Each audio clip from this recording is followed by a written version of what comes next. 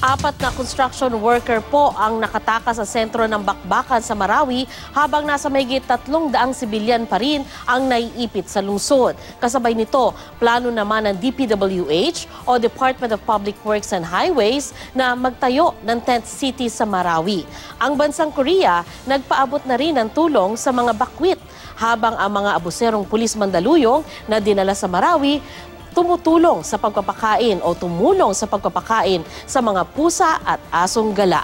Live mula sa Iligan City, may report si Chino Gaston. Chino?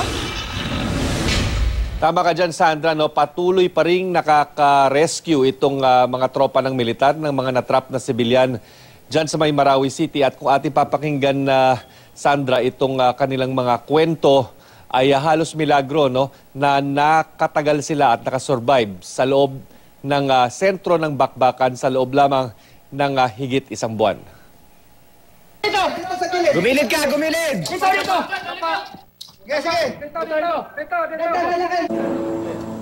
Sa pagpapatuloy ng bakbakan sa Marawi City, tinatayang nasa 300 sibilyan ang naiipit pa rin sa lugar.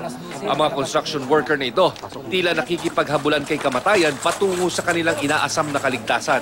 Kasabay kasi ng kanilang pagtakas ay ang pagpapaputok naman ng cover fire ng militar laban sa mga Maute ISIS. Habang nagte-check sila, sinasabihan po ng kasundaluhan natin kung kailan sila labas. So bomba muna, kinanyon muna yung area, yung mga mortar bago sila lumabas, patakbo pa labas dito sa safe zone.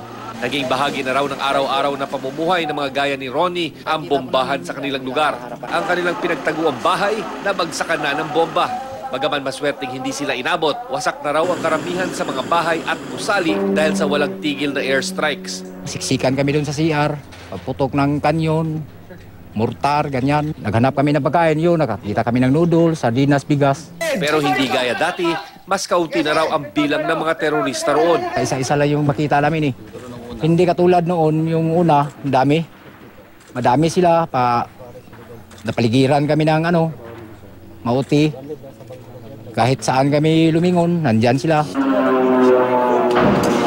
Patuloy pa rin ang ginagawang pagbabantay ng 1st Infantry Battalion sa kantong ito sa pag-asang may masasagip pa silang sibilyan.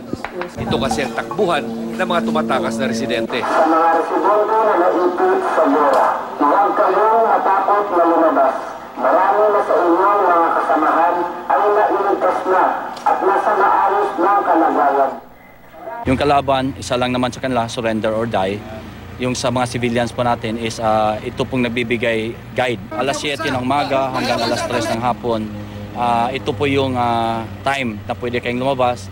Yung mga lalaki nakahubad ng t-shirt para po maiwasan natin na may dalang mga bomba o mga baril.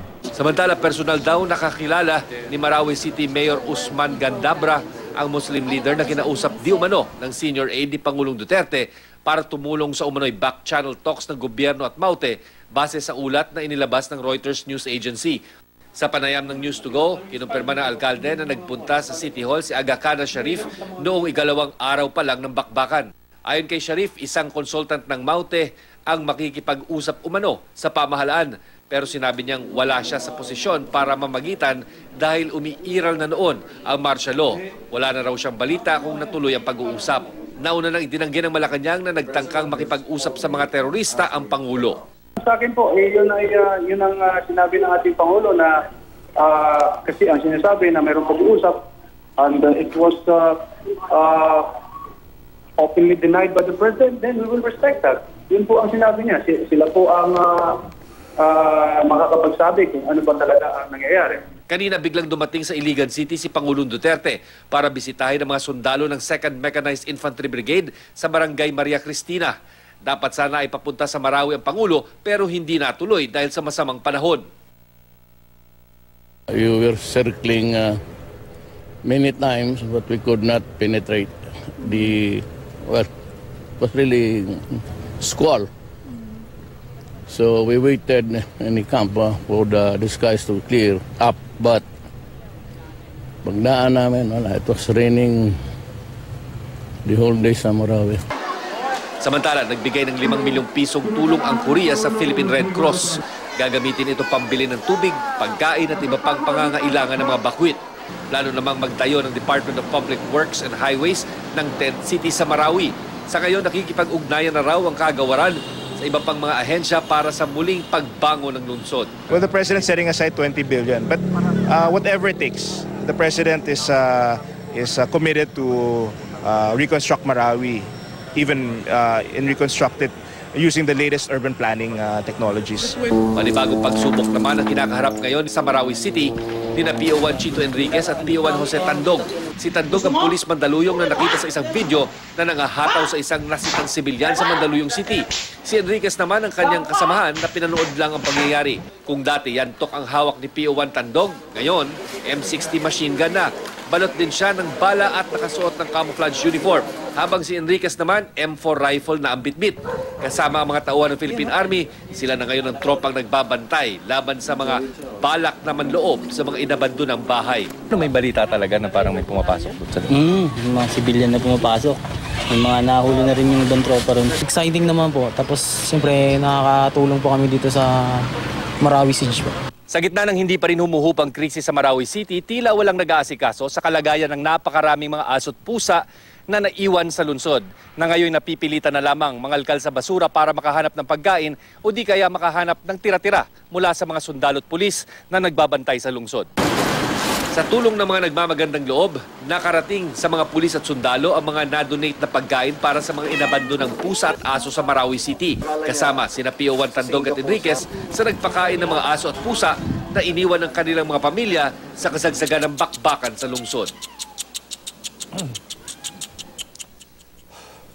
Sandra, bagamat malaki na nga itong napansin nating paghupa ng palitan ng putok sa pagitan ng mga sundalo at ng Maute ISIS dyan sa may Marawi City, tuloy-tuloy pa rin ang isinagawang airstrikes ng militar kaninang umaga. No? At isa sa mga katibayan na pumapalag pa rin o lumalaban pa rin itong mga terorista sa sentro ng Marawi ay kahapon.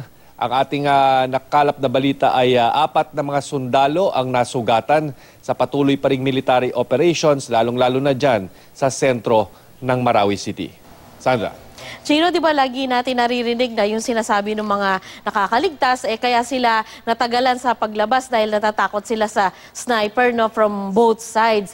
Sa puntong ito, gaano kahalaga ba na sila'y talagang lumabas sa kanilang mga bahay, kumbaga dumiskarte para makalabas, versus doon sa pananatili to wait it out doon sa loob ng kanilang mga bahay, dahil ayon na nga rin naman sa ilan sa mga nakausap nyo, maaring patapos na rin naman ito. Tama ka dyan, Sandra. No? Walang official line ang militar kung ano ang abiso doon sa mga taong naroroon pa sa loob. No? Kanya-kanyang diskarte ang nangyayari ngayon, lalo na kung siguro nawawalan na ng tubig o pagkain, kung kaya't nagbubuwis-buhay na sila para tumakas mula doon sa kanilang pinagtataguan. If tama ang figures ng militar, 300 pa ang naiipit dyan sa may sentro ng bakbakan sa Marawi City.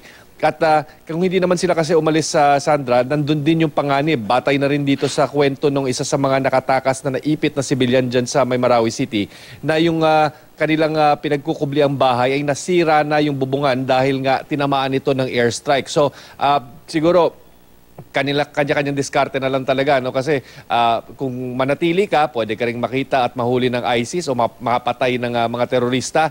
Kung hindi ka naman umalis, ay baka mapatakan ka naman ng mga bomba na patuloy pa ring inilalaglag ng mga government planes dyan sa may sentro ng Marawi City. Sandra. Maraming salamat sa iyo, Chino Gaston.